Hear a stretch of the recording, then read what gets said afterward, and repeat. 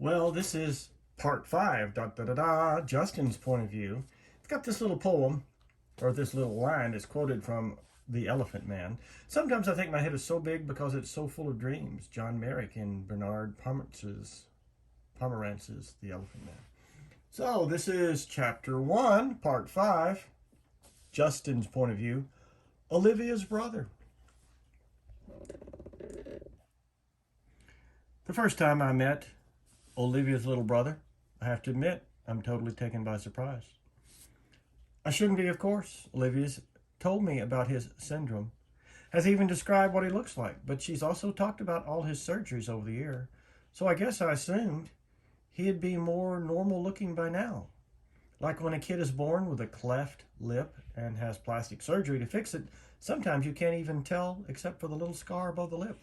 I guess I thought her brother would have some scars here and there, but not this. I definitely wasn't expecting to see this little kid in a baseball cap who's sitting in front of me right now. Actually, there are two kids sitting in front of me. One is a totally normal looking kid with curly blonde hair named Jack. The other is Augie. I like to think I'm able to hide my surprise. I hope I do. Surprise is one of those emotions that can be hard to fake, though. Whether you're trying to look surprised when you're not or trying to not look surprised when you are, I shake his hand. I shake the other kid's hand.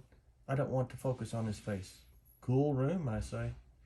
Are you Via's boyfriend? He says. I think he's smiling. Olivia pushes down his baseball cap. Is that a machine gun? The blonde kid asks. Like I haven't heard that one before. And we talk about Zydeco for a bit, and then Via's taking my hand and leading me out of the room. As soon as we close the door behind us, we hear them laughing. I'm from Brooklyn, one of them sings. Olivia rolls her eyes as she smiles. Let's go hang out in my room, she says. We've been dating for 2 months now. I knew from the moment I saw her, the minute she sat down at our table in the cafeteria, that I liked her. Couldn't keep my eyes off of her. Really beautiful, with olive skin and the bluest eyes I've ever seen in my life. At first, she acted like she only wanted to be friends. I think she kind of gives off that vibe without even meaning to. Stay back. Don't even bother. She doesn't flirt like some other girls do. She looks you right in the eye when she talks to you, like she's daring you. So I kept looking her right in the eye too, like I was daring her right back. And then I asked her out, and she said yes, which rocked. She's an awesome girl, and I love hanging out with her. She didn't tell me about August until our third date. I think she used the phrase a craniofacial abnormality to describe his face. Or maybe it was craniofacial anomaly.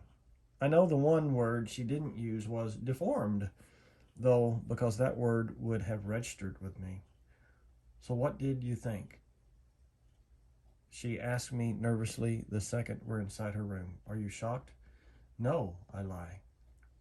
She smiles and looks away. You're shocked. I'm not, I assure her. He's just like what you said he'd be. She nods and plops down on her bed. Kind of cute how she still has a lot of stuffed animals on her bed. She takes one of them, a polar bear, without thinking and puts it in her lap. I sit down on the rolling chair by her desk. Her room is immaculate. When I was little, she says, there were lots of kids who never came back for a second play date. I mean, lots of kids. I even had friends who wouldn't come to my birthdays because he would be there. They never actually told me this, but it would get back to me. Some people just don't know how to deal with Augie, you know. I nod. It's not even like they know they're being mean, she adds.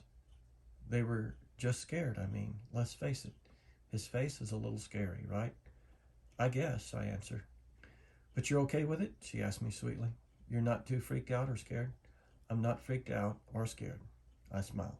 She nods and looks down at the polar bear in her lap. I can't tell whether she believes me or not, but then she gives the polar bear a kiss on the nose and tosses it to me with a little smile. I think that means she believes me, or at least that she wants to.